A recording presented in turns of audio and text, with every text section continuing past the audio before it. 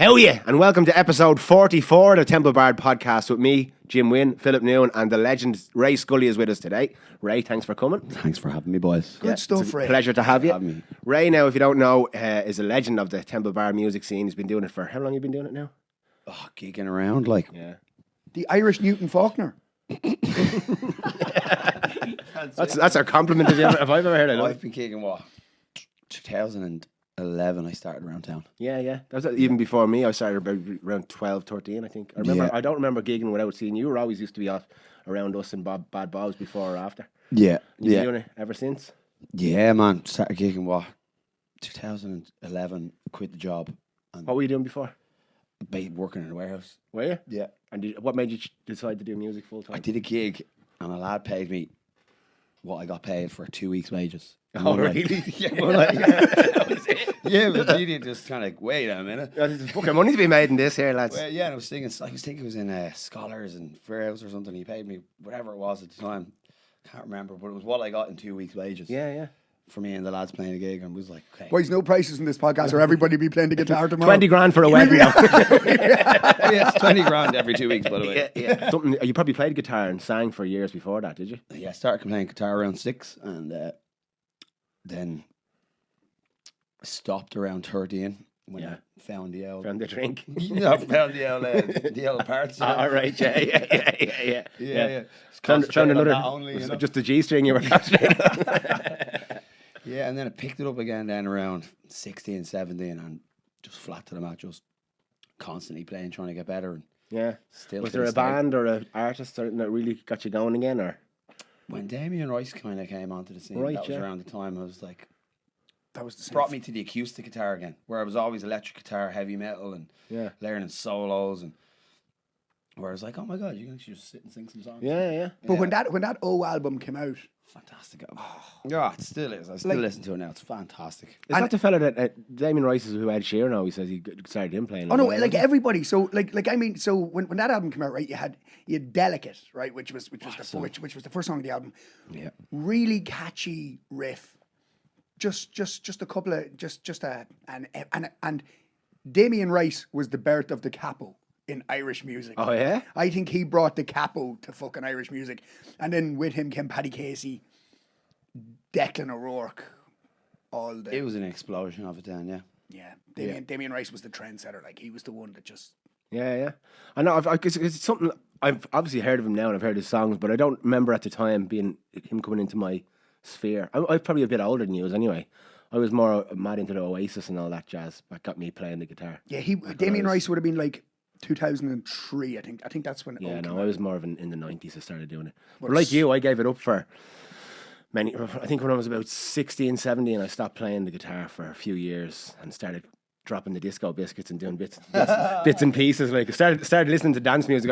I'm still to this day, I only like dance music if I'm not in my regular consciousness. Yeah. I think But I kind of lied to myself, told myself I liked it. And then after a few years, I went, I don't really think I like this dance music. So I just picked up the guitar again. But I never did it professionally until I was 30. Really? Yeah, I was because I did jobs in construction and stuff like that, and I did that for a while. And then I had kids. I had 2 kids by the time I was 21. Yeah. So I was kind of trying to concentrate on a real job, and then the financial crash hit, and then I just kind of did fuck all. And then when I was 30, I went to Bali to see my brother, and I decided there I was going to do it. So I came back and just decided to start doing a few gigs. And I'd done a few gigs before, like every now and again, but it was really just to get a load of friends there and get locked and go out for the night. Like, Where it just became... but now when I started going, like, Profession. yeah. Yeah. So then when I came back from Bali, I just decided I'm going to get the head down now and do this. And I started, trying to record an album and doing all these bits and pieces. But that's when I started doing like the around town and that. Yeah. So it's like, it just takes, sometimes it's something needs to push you in the right direction. Like you said, you were doing a job in a warehouse, and then you get a gig, and just when you see that, like, the light goes off and you just see. Yeah, and I barely had 2 hours. I'm pretty sure that night that I played that gig, I had maybe an hour of songs, and I just repeated the hour. That's similar to Phil. You did. 100%. Phil's band had 5 songs. They played 8 times. Very first gig we did, we had 8 songs. We did them exactly the same, just straight through. Wild Thing 3 times. Great. Just on repeat the whole It'll time, make your like, heart sing. I love it. Yeah. Ray,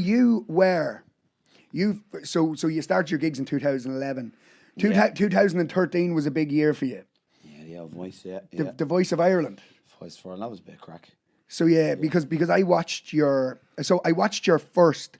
There were two standout first performances. What the live or what blind is Blind audition. blind auditions. There were two. Yourself was unbelievable. Was it a Sam Cooke song? It was a James Brown. James Brown song. Yeah, one of my favourites. This is a man's world, isn't that what it was? Yeah. It was unbelievable. Thank you, bro. Thank you. Yourself and a musician that's not with us, Andy Good friend of Andy mine, Mann. yeah.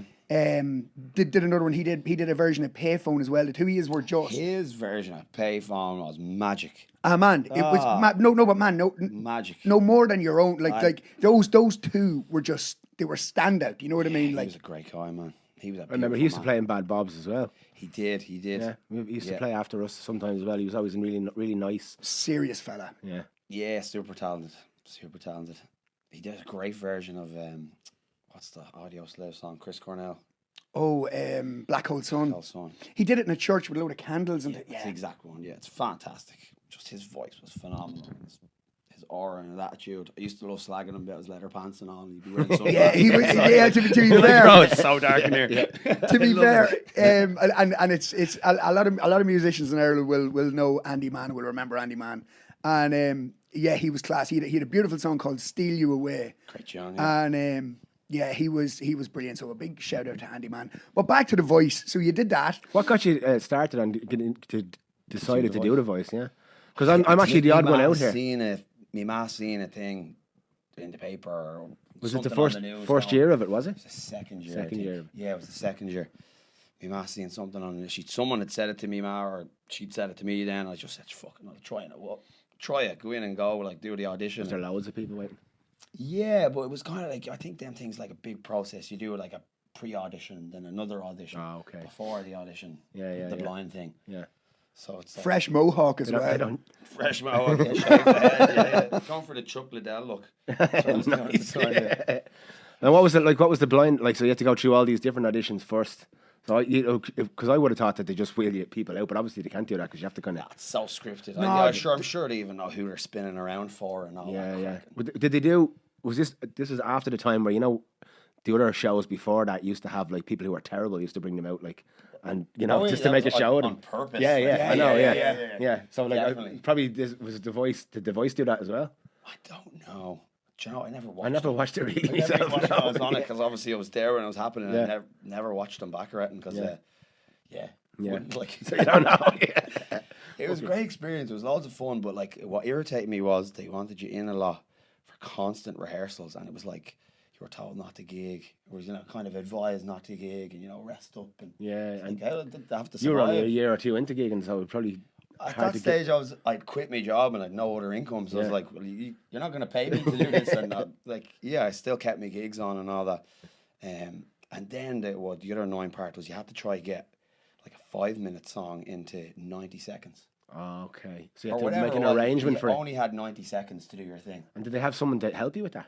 Yeah. Keane yeah, Egan yeah. from Westlife. He was on Team Keane. Oh, were you? Yeah, he was a lovely lad. Actually. Was he? He is a 'cause lovely lad. I'm actually the odd one out here because both of the lads have did TV talent shows and got fairly far in them. What did you do? He did. You're a star in 2004. Love it. nearly went to the Eurovision. Is that what the With goal Mickey of Joe that Hart? was? Yeah, me and George Murphy were on at the same year. Do you know George Murphy, the Irish singer from Dublin? He's very good. Yeah, there was another very famous. She's a very famous singer now, but apparently we're not even allowed say it. But she's a very famous Irish singer now. She was on it that year as well, and she's kind of changed her image and her name is like one name now, and Lord. it's very close. But yeah, and it was just the goal of that year was to go to the Eurovision. It was shite like. Right, yeah. That was But your- Louis Walsh and all was the I think I auditioned for one of them like in 2001 or 2 or something. Yeah. Who was you were on team someone, were you? For something? Louis Walsh was just he was the one who put me through all the auditions and everything, but there was no teams. But funny enough, Cian Egan turned for you, and Brezzy turned around and he was like, "I'm sorry, I didn't." Like he was like fucking kicking himself. Brezzy would have been. Would you have picked him if he had turned around? I didn't even know who he was. Did you People not were know? Like, how'd you not know the Blizzards or Brezzy? I was like, didn't at the time. was just so oblivious and so ignorant to the music scene. I didn't know who Jamelia, or never even heard of her. Like, You never heard Jamelia? She was big business back I know, in but the day. someone Like, showed me the song. I was like, oh, I know the song. I just so ignorant to it. I just didn't know anything. And when Cian turned, I thought, sure, I wasn't in the competition because from previous memory from these shows, you need like 3 votes, I thought. So I was like standing there going, all right, this is fucking it. Anyway, and I was like, I want you. I was like, I didn't get it. Like, I didn't get the concept. So, No one explained it to you. no, they cut out a whole thing. Sure, the interview was only a second or whatever, but it was a whole conversation between people. Oh, yeah. So they edited it all down. Yeah, I was standing there oblivious, kind of like. imagine you had a I'm true. not in this. Like, Imagine you're trying to strap, just break the guitar. That's what I mean. Say, Just fuck throw you a wobbler anyway. with fuck the whole lot of yous. Fuck the whole lot of yous. It's a big diva it was moment. great crack. I thoroughly enjoyed doing it. Stressful in so many ways. Broke up with my missus at the time. Oh, really? When I was doing it, and they brought me into a room. They're like, camera in the face, tell the nation about you. Like, Oh my god. oh well, God. Trying to set up a moment of like, Yeah. Like Yeah, a yeah. sad story. Like I was like, no, fucking no way. Bit of James Blunt playing over it in the My background. dog just got a splinter in his paw. Like, Six angles. They have background music going. I hate the say in your song choices like I fought to do the Teardrop Massive Attack. Oh, that would have been class. I did that. No, he did it. It was did unbelievable. Yeah. It was great, and then the following week I was like, look, I wanted to do Glory Box John Martin or Portishead. I wanted to do something similar sort of style of song to suit what I was doing at the time. And they were like, no, you have to do Mumford and Sons, I Will Wait. And it's like, It's not you. Like, it's not really me. Like, I can do it, and I did it, and it was, I voted out that night or whatever. Oh, were you? So, yeah. I don't think it would have made a difference, but it's just like I really didn't want to sing. But even if it hadn't made a difference, if you could have done it your way, at least you could have been more comfortable with it. Yeah, You know what I mean? just singing Mumford and Sons exactly the way the song was. I didn't change it in any sort of arrangement, or it was just Straight up. Mumford and Sons karaoke, and didn't like it. Yeah. Yeah. That's they probably have that because they probably have people in the back saying we need a song that has this many listens. I guarantee they have like the record labels or whatever it is. And it's like you have to, or the chart songs, like you have to put in these X amount of songs into this show by the end of it. These are our hot artists right now, so stick that in there. For That probably makes an sure. awful lot of sense. Yeah. For sure. It's the If same with- they had no choice, and that song was out fresh enough at the time, I think. Yeah. And it was like, you have to do this song. It's the same with like Spotify and all. Now we've talked about it on the podcast that it started off as kind of a bit of a Wild West, but now like all the major labels have a big stay in all the playlists and who gets on the playlists and all. Back in the beginning, your song would have a chance. Like, I'll get to it in a second, but how was 2020 for you? I know I'm jumping a bit forward, but I listened to Unbridled Man, and it's brilliant. You released an album in the middle of 2020. Was that a COVID thing, or was it like... That album I released was like, I called the back catalogues. There was, I think it's 10 songs from 2005 up to 2020. Okay. Basically recordings I had from 2005 all the way up. So I just, in no order, they're just on an album, just history of myself and songs. One of the songs I'm 15 or 16 and it's like Right. on the recordings of it. And then, Oh really? Yeah. Yeah. Because I remember the Unbridled Man. That was definitely before 2020. That was I kind of released when that I in first. 2018 Yeah. or 19. I don't care. That's Do you the know what that was? difference. The day, Oh, deadly. Look, you have a fan over here. the day I recorded the video for that song, Andrew Mann's funeral was on. Oh really? So I went up and seen him, and not his funeral, his wake was in the house. Went up, seeing him in his coffin, then went up and recorded that video. And for me, anytime I've looked back at that video, it's full of emotion and anger, and it captured everything. I was feeling that day. It kind of helps in a way. It helps with the song because what the song's kind of about that kind of. Yeah. It's interesting. It's funny how the universe works like that. Even something that's so tragic, in a way, inspires the song that's what you were doing it. Like, you know what I mean? The Unbridled Man. Yeah. It's it's one of those songs that I listen to everyone around the borough and everyone I know. That I have a playlist on Spotify where anyone that I know releases a song, I put it on there, so I give it a listen sometimes. That's one of my favourites though. I really love it. Yeah, He has none of my songs on it. the Galway Shawls on the Galway Shawls on there, lads. He hears enough of me. He's like, fuck you. No, the Galway Shawls. You're not on getting there. 0.06 cent out of me. Anytime, Phil. Ray, you do loads. Now, I do a fair bit in Europe, but you do a fair bit in Switzerland and kind of stuff like that, don't Switzerland, you? Germany, yeah. I have a booking agent that books me gigs, and you can end up anywhere. You can go to an Irish bar, and then the next night you'll be playing like a corporate event, or the next night could be a festival. It's one of them absolute mad. You have no idea what you're going to. How because I can only speak from experience, but how do you find the crowds in certain parts of Switzerland and Germany? Different, very reserved. They're lovely, like. Unbelievable. They Like, clap after every song. so, but Sometimes I don't end songs. I do this thing where I play, like, I don't know if I did it the night you were in, but I've seen you do it, yeah. I just don't like stopping. I'm like, I've got my loop pedal and my delays, so I'm able to just stand back and continue the next song, change the key, and an hour and a half can go by and I haven't stopped. But sometimes they're sitting there waiting to clap.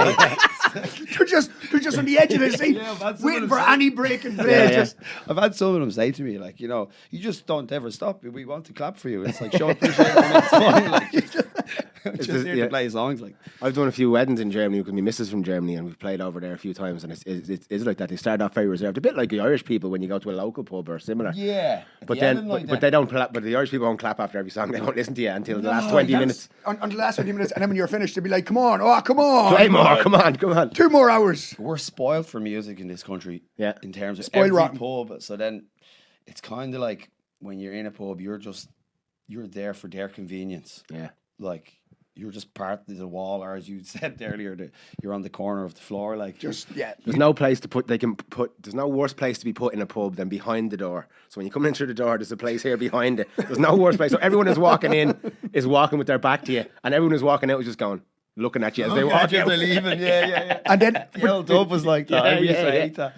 There's loads of. I've played in loads of places like that. Man. and when people get drunk, like if you're underneath the stairs, you just get a wee head pop round. Can you do Fisherman's Blues? Yeah. Do you know in Switzerland I noticed they don't need security. And I played in some of the villages around and some of the cities, some really busy bars, and there's just the bar staff and there's no security. Like, Yeah. and everyone's sound. Different And at culture. the end Nobody of the acts night, the everyone's bollocks. locked, but they're all sound, and they all go home. There's no like people falling into your gear or trying to grab your guitar or anything. Yeah. Everyone's real respectful. And then like they leave the chairs outside. And nobody takes them home. They're there the next morning. Like, I'd come out of my hotel and go, like, how are them chairs still there? If that was in anywhere in Ireland, they'd have to bring their Have you chairs seen, in. like, this is kind of on the same vibe but different. In Denmark, they leave babies in their buggies outside everywhere. Like they'd go in and do their shopping. If you go in and do your shopping, you leave the baby outside in the buggy. You leave them outside the pub, go in and have a few drinks, leave the baby outside asleep you're in the messy. buggy. I'm not. That's risky I'm move. telling That's- you. It's the done thing in Denmark because you'd never do it here, but it just shows you how the cultures are different. I swear to God, look it up. Madeline McCann jokes coming out my brain there. Honest to God, like no messing, you'd nearly take a baby for the crack with the pints in you. Just come and see what Just happens. like, Jesus. I was actually Wake up, lads. I woke up this morning with a baby in the gap. came home with a stop sign and a baby. But I swear to God, that's what happens. Yeah, it's the thing that they do. It's Denmark. a Denmark thing. And I'll tell you another cultural thing that I saw this week as well. In France, right, when you're parallel parking, everyone leaves their handbrake off because what you do is you go in and you nudge the car forward and the car behind you backwards. And everyone does this. They bump the cars forward and backwards. I saw a video of somebody did it in Cork and got out and said, "Oh, I'm French." Everyone's handbrake on. Everyone's handbrake on, like the car's just fucking destroyed. Someone just stuck in. So like everywhere in Paris, like you go, the car's like right up to the bumper behind, and because if you don't park close to the bumper, you'll get damage. But if you are close to the bumper, then you can just nudge the car forward. People do that. It's just mad how cultures work different in different places. Yeah. Well, funny enough, I believe, and this is back to that on the whole thing of, right, you're in, other countries and at the end of that, everybody's sound. And, I believe in Ireland we have main character syndrome. Everybody with a few pints in them wants to be the main character at the end of the night. They all want to have, like the amount of people that come up to you and go, "Can she sing a song?" Yeah, that happens. No, she can't fucking sing a song. Because if I let her up, she'll want to sing a song and he'll want to sing a song and they'll want to sing a song. I've made that mistake over the years. And they'll come up and go, "But she's really good." No, of course. I don't care if she's Celine Dion. She's Have you ever had anyone? Have your point, like just sit down and enjoy your night there. Leave me I've alone. had people up at it. Very, very rarely is someone surprise you that they're actually good. Usually, Have you ever had someone lie to your face and be like, they're really good or whatever, and you let them up and they're horrendous? nearly every time they're horrendous. all the But that's probably the nerves and the drink as well. Like, but they could be good like on their own. I don't know. Yeah. Or also, like a lot of times, as girls get up and I might sing a song in a different key or something, and they'd be like, ah. But it's like that. And it's very seldom. You're a musician. Yeah. You're a musician. If you were on Well, I'm a cowboy. I don't know. if you were on a night out having a few pints, Yeah. would you want to get up and take the musician's guitar and sing a song? Never. No, I'd saying that. Even when I'm asked, I'm usually like, please. No, I would. Honest to God, I'd rather throw myself. Saying that, I used to nearly always when we'd go out and some musician would be playing, my mates would go up and ask him could I play. They would And be I'd that go, guy asking. No. So I've been on both sides. Yeah. I'd never go up and ask. No. Your friends would always yeah, do that. But I'd even never- even if we're someone, they're like, Philip's going to get up and say, no, I'm not. No, we're not singing a song. I'd No, always no. get up and sing. I'm drinking pints, and that, but no, but you know what I mean. It's like, I think that's an Irish thing. Yeah.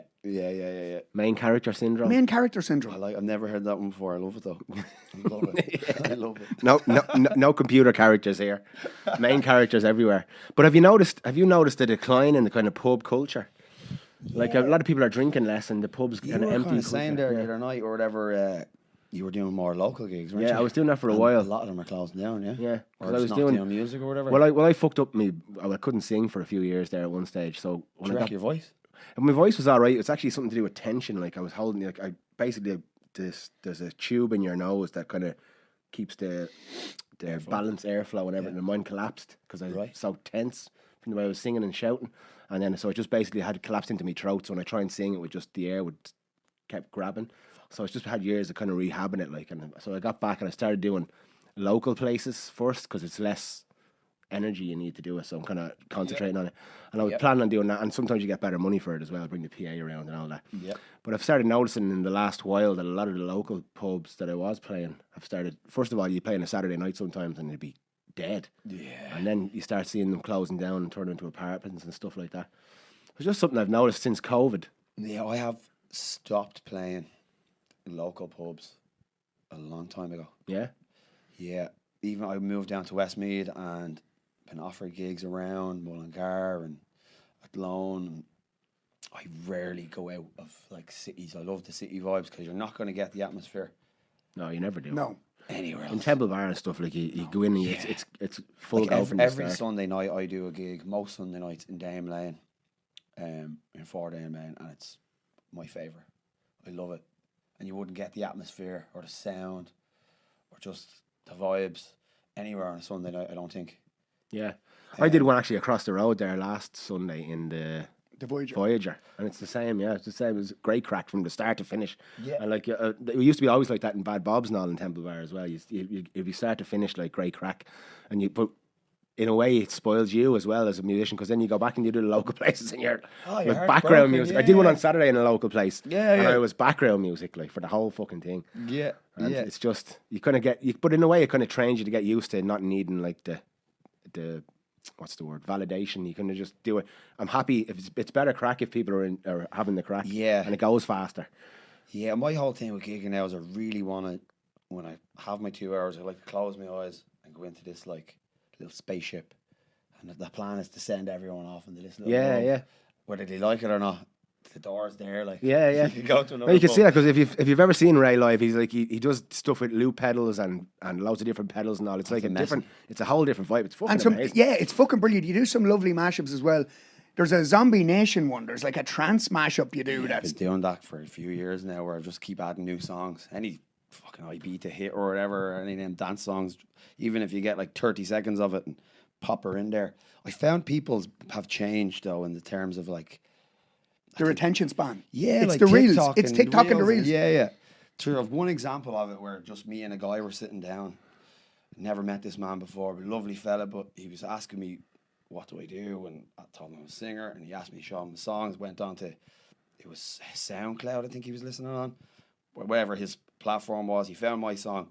Listened to 15, maybe 20 seconds of it and was like, that's good. Listen to what I like. And he changed it to another song. We're like, this is like 20 seconds in. He was like, oh, that's good. I love the intro. It was bad. And he's like, you were good, yeah. I was like, thanks. You were good. the ADHD generation. Yeah, I think we're That was screwed, the intro. Like So I think I've started to add that into my gigs now, where sometimes I just play like I learned that chorus of that song, Messy, that everyone seems to love. Yeah. Some I'm too messy or whatever it is. I just learned the chorus. I did I the do same. that. works. I did that the a same lot with as well. Pink. I do that did- a lot as well with newer songs. I'll only learn the chorus. So I don't want to learn the whole thing. That one, Stick Season, I put that in a bit with after Country Roads because it kind of mashes up. But everyone's always like, why don't you do the verses? couldn't be arsed. I did the same with Pink Pony Club because I was like, fuck it, I'm not learning that whole song. So I refused to learn. I just go in from the Tennessee bit and just go straight into Pink Pony Club, and then from that into something else. I'm like, I'm not giving. Yeah, that. that's all you need to know, because that's all the people that are listening to you know anyway. So all waiting for choruses. The chorus. yeah, all waiting for the chorus. Yeah, Yeah. or some part, or the only one that I hear people singing now start to finish is that Taylor Swift one. Love Story. Love Story. I know it's massive. It's massive. I don't know why. I don't know why either. I don't understand it, but as soon as you start it, they're just fucking transfixed. Yeah. Yeah, I was doing a gig after the women's marathon in town there last week, and like all these women that just finished the marathon came in, and I swear to God, every word they sang. I don't know all the words, but I'm like, I have it in front of me on the thing, and I'm like squinting trying to get the words out, and they're all singing it word for word. I'm like, what the fuck is going on here? She got very famous. Didn't she? She did. Yeah, I realized the amount of stardom she had when she was doing them Croke Park gigs, I think it was. And then Everyone came in with the bracelets they on. rented out the Tree Arena just for her merch. Fuck off! Yeah. Did they? They had the Tree Arena was open for like a week or whatever it was, the few days that she was there, and it was just for her merch. It was like her merch stand in the Tree Arena. No way. Like in the actual arena itself. Yeah, like a big conference. Like, That's mad. That's like a. I've never heard of that before. So they rented it out like so no one could play there at the same time. no, yeah. So people go around Just buy to get it the to merch. church and- I remember I played a few gigs during the nights of them, and like everyone came in with the lit up bracelets or whatever they were called, so you could see everyone who was at it. But Never just- like I just don't understand. She's good and all, but like there's so much other better singers and songwriters out there. Her songs to me aren't even that. yeah, it's the same. That's what we I actually just talked about don't it. get it. The big Yeah. spiel about her. Like, But we talk about that as well, and like there's so much subjectivity to it that like when somebody comes along that gets so big, it's usually the people that are get really big, especially nowadays, that we don't understand. Maybe it's a generational thing, or maybe it's because we like something different. But you know what I mean? It's too nice for me. I think I love aggressive and angry stuff. I'm really I love minor keys. yeah. Where, like everything's very major key for her. Yeah, for me. she's I'm very just- major key, yeah. Every smile. But I remember when she first came out with that Romeo one, I think years ago. I think she's redone it since or something. 2008 was the first year. Yeah, I remember I liked it then. I just gone a long time. I like it I like she a is? story. in a Yeah, song. that's fuck her. Yeah. Fair play to her. Yeah. And Kanye West probably blew her up then. With Yeah, that. exactly. Yeah, did. Kanye's doing the world a favor, huh? Kanye gets a good few shout outs here in the podcast. Yeah. Yeah. So tell us, Ray, have you any standout mad memories from anything that has happened in a gig over the years? Anything wild? Any? I've loads of them. I'm sure. I'm sure they'll all come to me now. Yeah. There was one night someone got sick on top of, like, I don't know if the old dub used to have like a steel cage thing, and there was a lad standing just over me. I'm here and he's right here, and the cage is here, and he's like, Hey, could you see it coming? And I was like, no. I was like, no. And he eventually blew all over me pedal board and all Oh no! Oh, yeah. Well, you were probably in there for days with a toothbrush trying to get all this shit out. Were you? I was naive at the time, and I felt like I had to keep continuing. I think it was, and I kept me stomp box going. It was like as I was stomping. It was wrong. I was so stupid. I should have just Jumps stopped. into- Being like, this lad got sick. Let's clean it up and continue the gig. But I was like, I better keep playing. It's not your fault. The show must go on. The show must go on. he goes off. I tell you, the Suns might have stopped, but Mumford wouldn't. He goes off, comes back with another pint, just stands there. Yeah. Yeah. Oh, The mad stuff. And like, you see mad. I end up. I'm sure you guys are the same gig in Donkeys now, where you're able to go into autopilot mode sometimes, and just not even concentrate on the song anymore. And people watch. Oh no! Yeah. I was saying to him, he does it probably more than anybody I've ever met. I was saying to him, Paddy's Day. So I'm standing there watching the room. There's two girls in front of me, two American girls. I'm in the middle of a song, and one of them takes a pill out of her, takes an E out of her bag, an ecstasy tablet, and breaks it, and just puts it into her two friends' mouths, right in front of the stage in front of me. I'm standing there, and I was like, no. I was like, you're gonna get fucked out. Don't do that. No, just some of the stuff you see is fucking wild. Like, Oh, stop. There's a famous video that went viral with Philip. He's in Cyprus. We both actually did this pub in Cyprus for a while, and there's a woman dancing. Philip's there banging away. She's dancing. You see her backing up, and the stage is about that high. She's wearing a skirt. Like she falls backwards over the stage, legs up in the air. Oh man, Philip's there looking down. Where's this video? There's a video which I'll show you. Oh yeah, no. When it was on Ridiculousness on MTV. Do you know the? If we clip this bit, we'll put it in here. Yeah. Yeah. We'll pop it in. Yeah. You see some mad things. I've seen some people. One of the local pubs I was telling you about was quite empty one night, and there was a girl, like she was locked, and she was just dancing around like she was a ballerina. She had the whole floor to herself, and she kept doing this, and I was like, she's gonna hurt herself. She kept coming over to the mic, and but when you get the fucking mic in the face, there's nothing worse than that. Yeah, I've lost a few chippings me too. Yeah. But she started doing all this ballerina stuff, and I said, oh. So anyway, she fell one time, and she fell backwards, and like the bar at the bottom of the underneath the bar. A bar to put your feet on. Bar, yeah. She fell. I think that's why they're called bars. Yeah. But she fell backwards, and her head missed it by that much. She would have been dead. And I was sitting there going, country roads, take me home. This girl and her friends picking her up and all. And she's going, come on, we keep dancing and all. And I was like, fucking hell. People are loose as fuck. Yeah, I'm loose as fuck once I'm out. Oh yeah. I'm a loosey-goosey, like. There's nothing wrong with being loose, but it's just when you're sober, you see it. I'm always sober at my gigs because I live always an hour or 2 hours drive away, and I always have my car. Anytime I'm in Europe doing the gigs, I drink because I'm in a hotel and walk back or whatever. Anytime I'm in Ireland gigging, and 99% of the time I'm driving and I'm sober, and I get to witness what I'm like. Yeah, exactly. That's the thing. Yeah, that's the thing. Probably not that nice. I don't really. drink. I used to always drink when I was gigging, and now I don't now anymore because I usually drive in as well. And this is when you don't notice what drunk people are like when you're drunk, but when you're sober, you can see it. Like that's why I feel sorry for the people who work in the bars that have to be there for like 8-10 hours a day dealing with drunk people. That's like they're the real heroes. But the thing is, I look at drunk people, and I'm like, and then I'm thinking, no, I'm worse. When I'm drunk, I'm a fucking menace. Do you know what I mean? I'm a nuisance. Like, so I'm like, they're probably Kebab man's worst nightmare. Kebab man's worst nightmare. Yes. Philip has a thing where he fights with kebab men. For nothing. For nothing. He goes in, he wants the kebab made exactly how he wants it. Like religiously, I will fall out over anything. It's like I'm going in and I want it this way, and if it doesn't look exactly like it is in my head, everybody's getting it. Falling down moment. Just it like yeah. What's that? 31 minutes past 10 in the morning or whatever it is. 10:35. I watched a film on Netflix last night that's a bit like Falling Down, but not really. It's a woman, a black woman who's a single mother, and anyway, it goes on, and she ends up doing something bowled, but it's kind of like Falling Down, but she has real problems, not like his problems are kind of all in his head, whereas she has like the worst day you'll ever have, like so many things, everything goes wrong for her. What's it called? It's one word. It's number one in Ireland at the moment. Anyway, I think that the plot of it and the movie itself is good. The acting and how it's delivered isn't great, but it was a good story and it reminded me of Falling Down.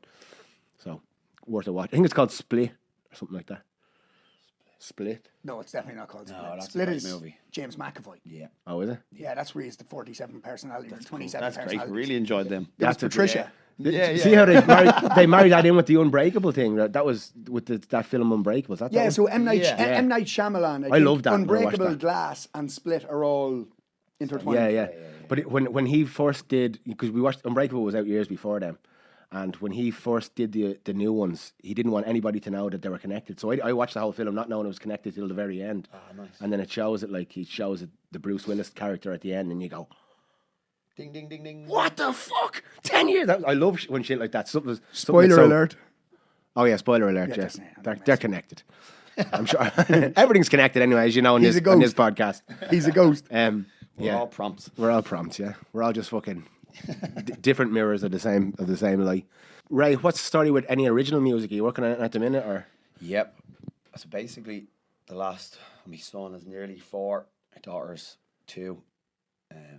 So the last 4 years I've been. I know it's like it's hard to get any fucking I thing just done. can't write, or I'm trying to. I've loads of songs. I've been sitting on songs for years now. Me and Brian McGovern have a song that.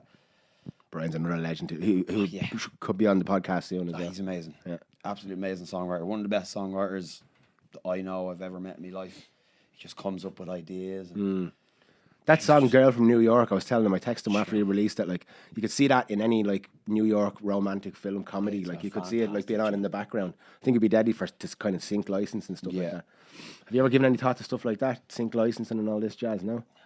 Yeah. I didn't think. Man, I can barely think about it. Yeah, I know, I'm wiping my own arse. Man, I'm the same. It's just trying to get any original. I've got loads of original songs I've been sitting on as well. I'm just trying to get them out. But now I've thought to myself that I'm going to try and get like a load of them done, and then try sync license them out before I release them, because I think that's the only way that you're gonna make money, unless you're kind of signed up or else you have a huge following or something. Yeah, I've no idea how it even works. I stopped even paying attention to that stuff many moons ago. Yeah. You'd have a very similar voice to a Dublin musician who was signed up very recently, Aaron Rowe. You've a very similar. You've got that That's a great compliment, man. similar thing going on. Anyone to Best take singer in that. the fucking Yeah. world, that lad is. Yeah. Unbelievable. Yeah. I remember when I seen him sing for the first time in Zodiac sessions in Brussels, and he sang "Change Is Gonna Come" or something. Young kid at the time. Sam Cooke. Yeah, and I remember seeing this is like, I'm gonna say 10 years ago maybe or more. Yeah. Me and Aaron, we started around the same time, and he's like 10 years younger than me, but Yeah, he was a kid. we at started the same time. I We used remember the very first note came out, I was like, "This lad's yeah. has You just to be a star." Like, we talk about the X Factor. You just have it. Like He not has just this the magic talent. thing. He's just got magic. Yeah. nah, he has When this you listen magic to thing him. about him. I didn't have that. I don't think. I've tried over the years to get better and better, and even still now when I listen back to stuff from years ago, or even like that, the Voice of Ireland thing you were saying, the Man's World was good. I hate that now because I know I can sing that a million times better now. But that's the whole thing. That's the whole That's- thing. yeah, you can yeah, never, that's- you that's can the- never compare yourself. Like, when No. you try and compare, it's like it's, and probably Aaron's the same. If he hears to himself, he goes, I could have done that better. And we'll all be sitting there going, fucking hell. Yeah, Aaron is he's gonna explode. He already is exploding, but he's gonna explode to stardom. And he's doing the sound of that song that came out as authentic Irish man. Yeah, Just like it's very good. talks to Very well everybody. produced. That's and lovely. Very well produced. It's and lovely. simple acoustic guitar with a bit of banjo, I think, or whatever. And Yeah. fuck, beautiful, man. Yeah, it's Beautiful. lovely. It's beautiful. This guy then stuck in your head as well. Oh yeah. When oh, I God, first yeah. heard it, I was like, do you have to say ma? And then for the whole fucking 3 weeks after, like, hey, Yeah, that's the hey, concept, ma. yeah. yeah. So it gets stuck in your head. It's an earworm, and He's in the right circle as well, but it looks like he's Ed Sheeran around. yeah. There's a very good picture of him, Ed Sheeran, James Blunt, and Lewis Capaldi in a There pub you are. just having a pint, like just. Yeah. When I you them boys commented around on- you can't be doing anything too wrong. I commented underneath and I said, it's good of you to still spend time with your fans. Oh no, but he's fucking, because me and Aaron, we started when he was I think he was 16, and we started this thing called Addicts for the Arts. It was me, Kev O'Gorman, Versey, Shane Polton, and we all got together. We didn't know each other. Well, they knew each other, I didn't know them. And we all got together and we kind of sang a few songs and released a few things. And Aaron was only a kid at the time, and I remember he was amazing. And then he did a few voice lessons and went to BIM for a year, and I hadn't seen him. And then he came back and I was like, BIM I seems was to be like- something else. and I was BIM, like, what the fuck? He came back and wasn't he was around in my time. unbelievable. no, it wasn't around in my time No, either. Now. me, After me neither, couple of yeah. years, yeah. How old are you, lads? I'm 42. I'm 30.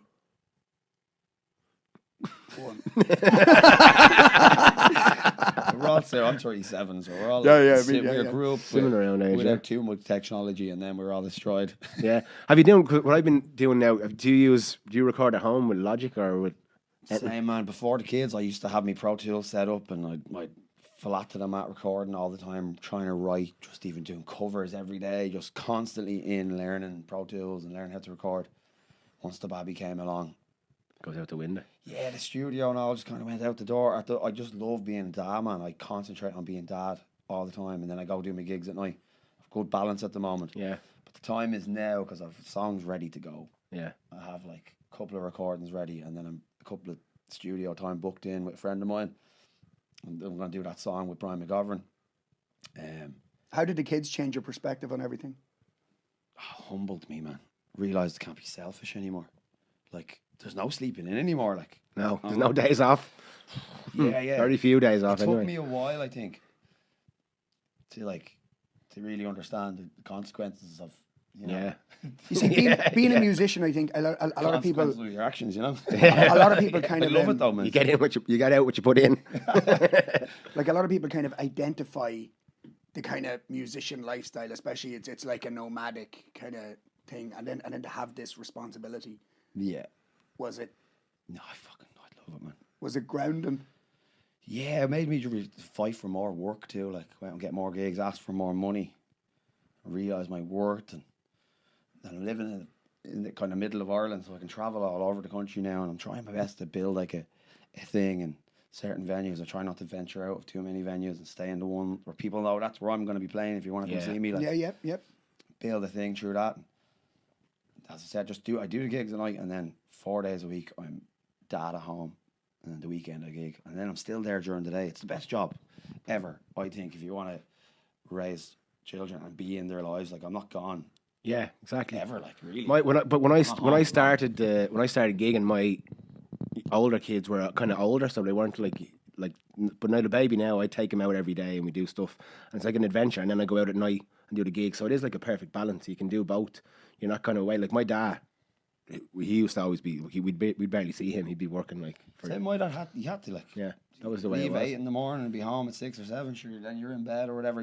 That's just the way it is. And I count my blessings every day. I do what I do because the fact that I get to be around my children. Yeah. All the time.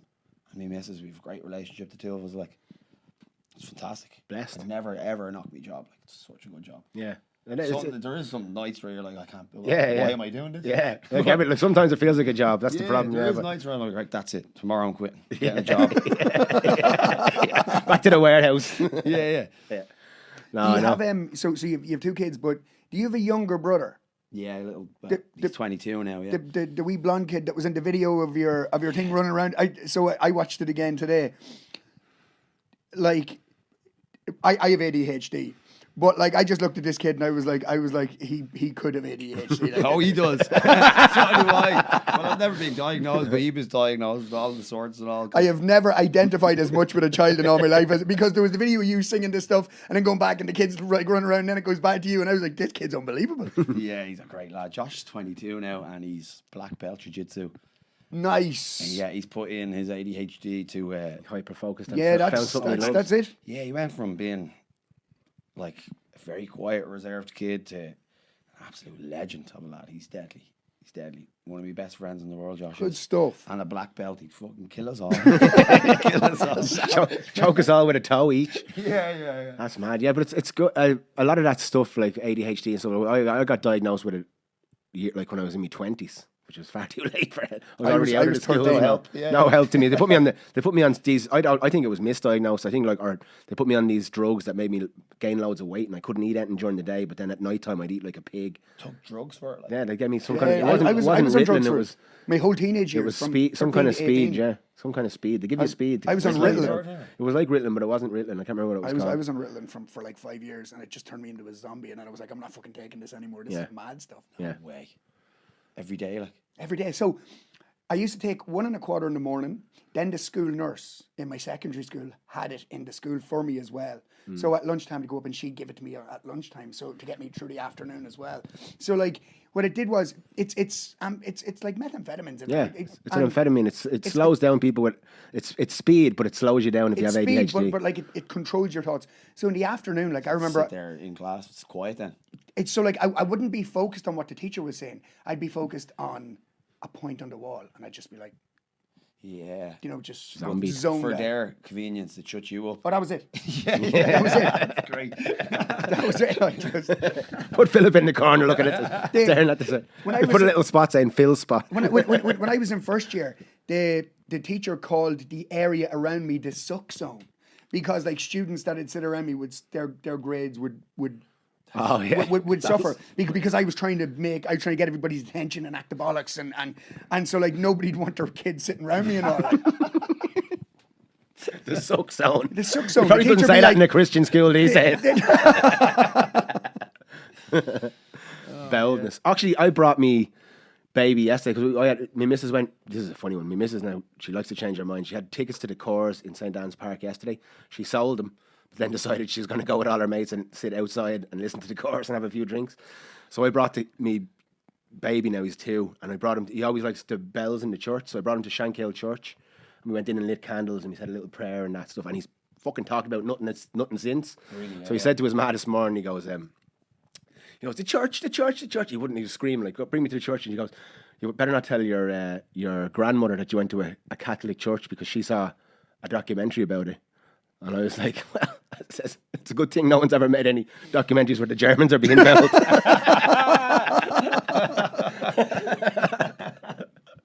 It's like I couldn't believe it. Like he's been obsessed with it ever How old's since. he now? He's 2. Nearly he'll be 3 in September. Yeah, so my son's 4 in September, and he is mad for castles and churches. We Yeah. call them castles, but they're churches most of the Yeah, time. yeah. Like, he absolutely mad for them. I think it could be some past life stuff. That's what I would say. But it's you've got Irish twins now, kind of, and I had that back in the day, and I remember I had 3 kids by the time I was 24. So I always remember when you have 3 kids, having 2 is easy, and when you have 2 kids, having 1 is easy. I was talking about this the other night, and you don't know. And when you only have 1, it's difficult. Like it's hard as well. Like it's stressful.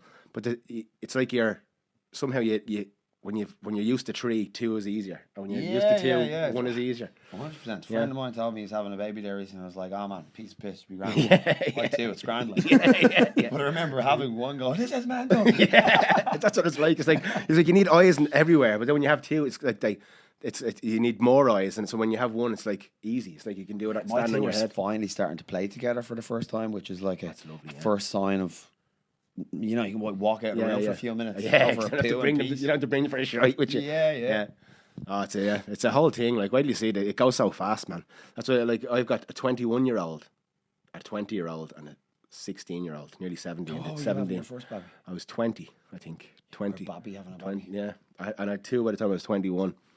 And, like, it's just, and so now this time, like, I appreciate it all so much more. I spent the time, and back then I didn't know what I was doing. I mean, I wasn't a bad dad, and I just appreciated it. Yeah, I was just a kid. Yeah, you man, know? I wouldn't have been able for a child of 20. Yeah, well, it was like, and then I finished with their mother quite soon after, so it was kind of like I'd have a weekend on the session and a weekend off.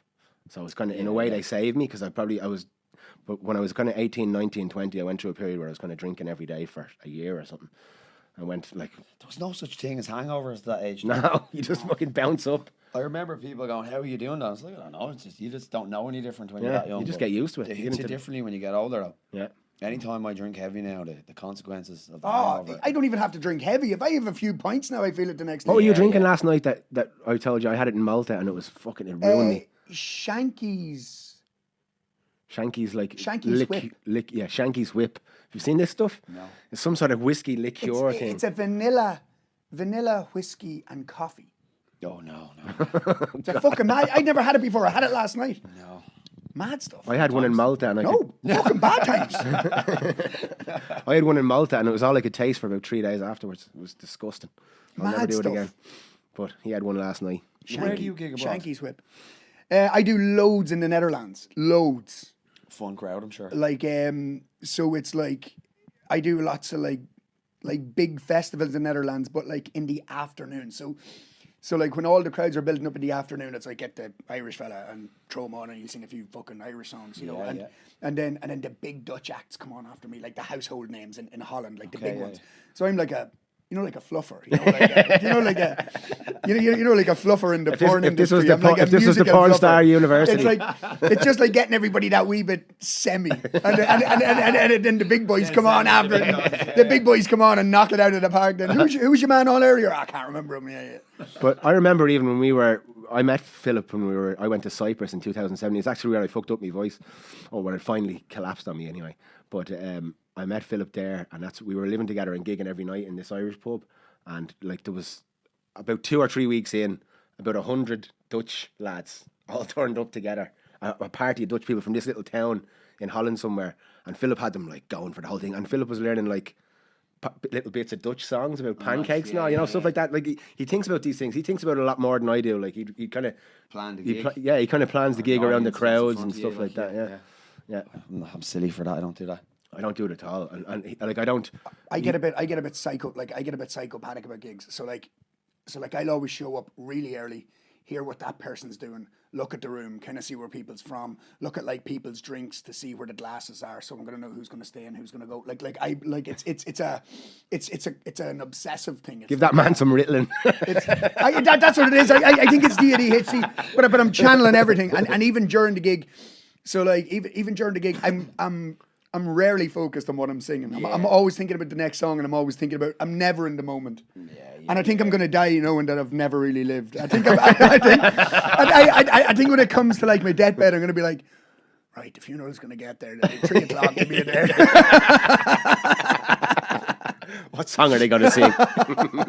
No, but you know what I mean? Like, it's just, I think like having kids probably did it for you boys, you know, kind of bringing you back to the moment. I haven't had that. Yeah, Yeah. well, it could be. Yeah, it could be something to do with it. Yeah, but it's just different people. Different people do different things different ways. Like Philip is one of the best people at kind of working or talking to a crowd to do. Like whenever I do it, I'm kind of like talking to myself, not really talking to I'm talking to the person. Like, oh, yeah, I'm kind of looking down.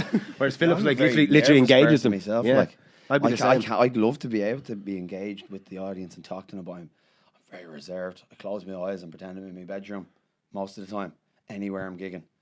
A lot of the time I say in the microphone, if you have any requests, keep them to yourself. And continue on. The best one is you made Shane used to say when he was doing Shane who used to do the gigs with me. Shane's a great lad. Oh, it's unbelievable, one of the best. We would love to get him on the podcast. We've planned it a few times. We'll get him on eventually. But he used to say when he was doing gigs, he goes, any request you have, write it in the back of a €50 note, send it up, and I won't play it anyway. That's it for episode 44 of the podcast. Thanks a million to Ray for coming and joining us Thank today. you for having Thanks me, a million, boys. bud. Yeah. Thoroughly enjoyed that laugh. Where can people find you? Where's your regulars? 4 Dame Lane on a Sunday night, and then just sometimes at Bob's on a Saturday night, and then you follow me around. At Ray Scully on all the Instagrams and all that Instagrams, jazz. Spotify's, and So is it all at Ray Scully or Ray Scully Music, or what is it? Ray Scully Music is where you find. I'm sure you'll find me. Google me. We're gonna do. We'll do for the clips. We'll collaborate the post and all that jazz. You'll be able to see it if you're seeing it on a clip. You'll be able to see it. Anyway. Well, folks, check this man out. He is absolutely incredible. Do yourself a favor. Do go yourself and a see Ray. favor. If your night in Temple Bar involves pints, make sure this man's a part of it. And I'm looking forward to hearing the new stuff as well when you get it out. Raging Bull, it's coming. Oh, lovely. Lovely. Can't wait. Jake Raging LaMotta. Bull. Yeah, love it. Yeah, so that's it. Stay bowled. Well, we'll do it again. One. So that's it for episode 44 of the podcast. Thanks a million for tuning in as always. Let us know what you thought of this episode or any of the other episodes. Stay bowled. Sláinte.